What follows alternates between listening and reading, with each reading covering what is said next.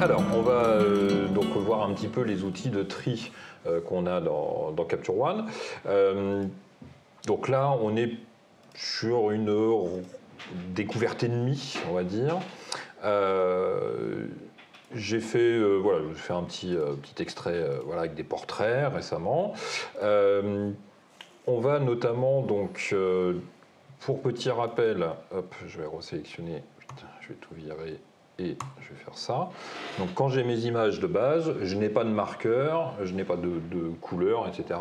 Donc là-dessus, on a les choses très classiques qui sont les marqueurs couleurs. Donc on va pouvoir retrouver sous chaque photo, pour donner une préférence ou une indication, un thème, enfin voilà, après c'est ouvert à chacun, vous pouvez évidemment en sélectionner plusieurs. À ce moment-là, par contre, si vous en sélectionnez plusieurs sous, vous voyez, si je fais ça vert, ça ne prend que la première de la liste. Donc si je veux pouvoir appliquer un même indicateur, une même couleur ou une même note, donc il y a le nombre d'étoiles à plusieurs photos, soit je passe par réglage, note ou balise couleur et je choisis la couleur qui m'intéresse, soit j'utilise les raccourcis clavier, donc soit ceux d'origine, soit ceux que vous pouvez avoir créés par vous-même. Donc en l'occurrence, moi j'ai créé mes propres raccourcis parce que c'est par défaut, ils sont assez chiants à faire. Voilà, donc ça c'est le truc un petit peu de base.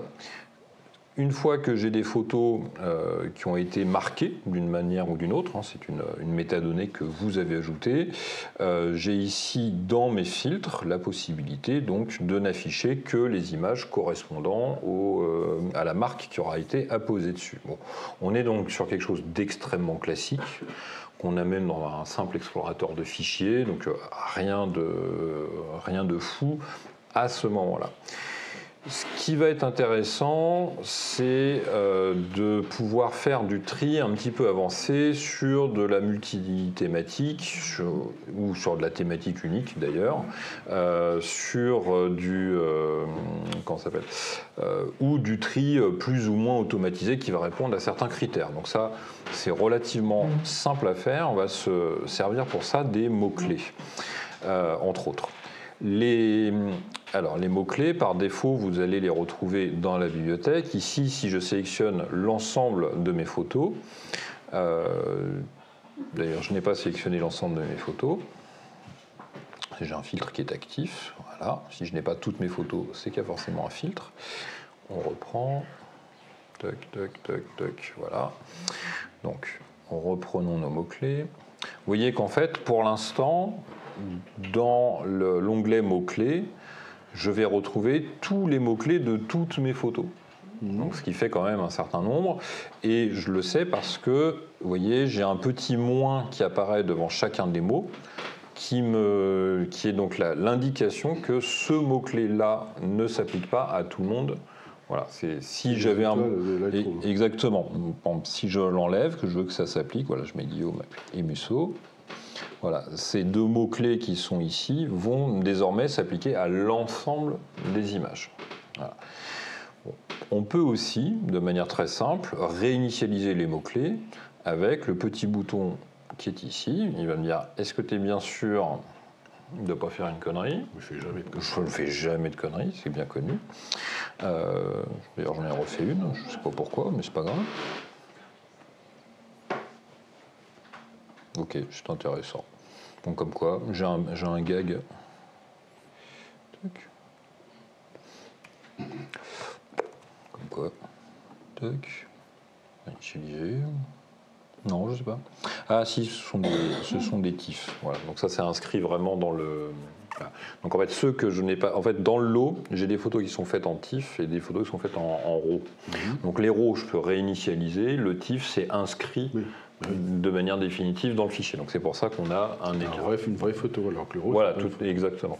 Voilà, donc là, on a quelques images, et en fait, l'intérêt du mot-clé, l'intérêt de l'album de session, c'est que c'est pour l'instant, j'ai des photos qui sont dans un dossier de capture, donc elles sont bien physiquement rangées. Je vais vous montrer dans le Finder.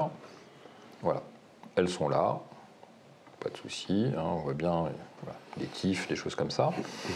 Donc je pourrais faire un tri, les glisser dans le dossier de sélection, par exemple, ou simplement leur laisser une croix, des couleurs, enfin ce qu'on veut. Bon, voilà, simplement, des fois on a des thématiques qui vont se dessiner.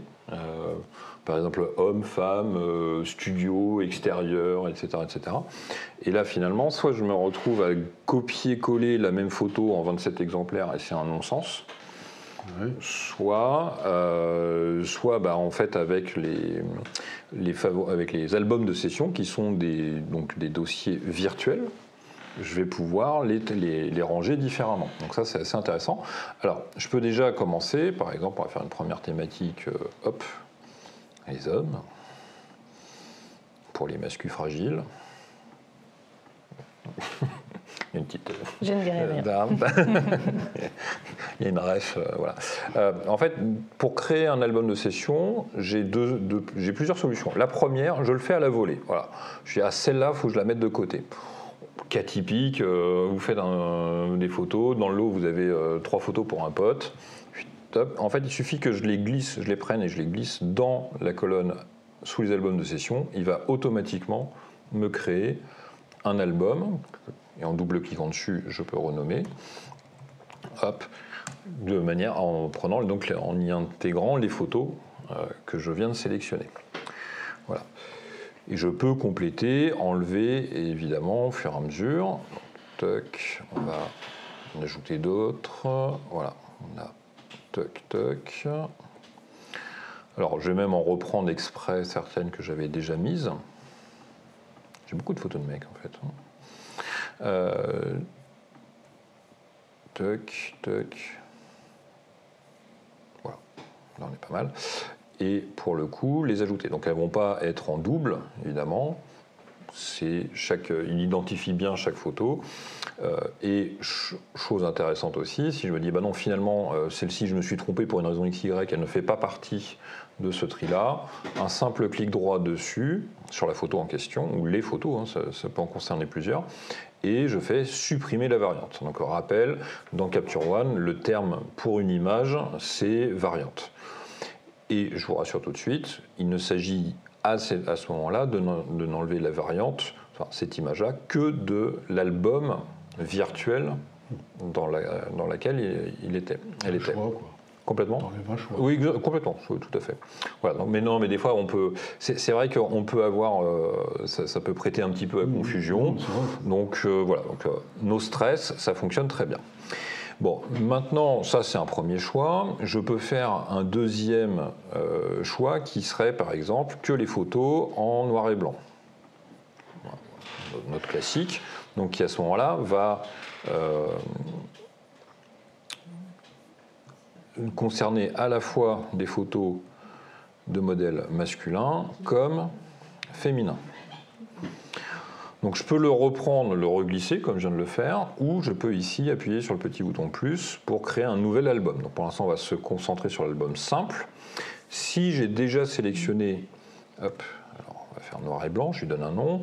Si j'ai déjà sélectionné les photos, je vais lui demander d'ajouter les images qui sont déjà sélectionné, et je peux même lui demander d'aller donc sélectionner après création, ça veut dire qu'il va pointer directement sur l'album que je crée. Il ne me montrera que ce contenu-là, ni plus ni moins. Ça ne change rien au reste. Hein. C'est juste un confort ergonomique. Le partager en ligne ne concerne que la version studio, puisqu'on a la possibilité de faire travailler des gens à distance sur une session. Voilà, donc là j'ai bien noir et blanc, et on remarque que j'ai bien des photos, par exemple, qui sont donc à la fois dans le dossier noir et blanc et à la fois, évidemment, dans le dossier homme, voilà, qui sont ici. D'ailleurs, je peux pour vous montrer, si je donne par exemple une note, on va mettre 2 étoiles, voilà, que je viens dans Homme, vous voyez que j'ai bien mes photos Là, j'ai 2 étoiles pour afficher les filtres. 2 étoiles. Elles ont bien pris 2 étoiles à tous les endroits où on peut voir les images. Ça n'est que de l'affichage en fait. D'accord. Voilà, donc on peut faire comme ça autant d'albums virtuels que l'on souhaite.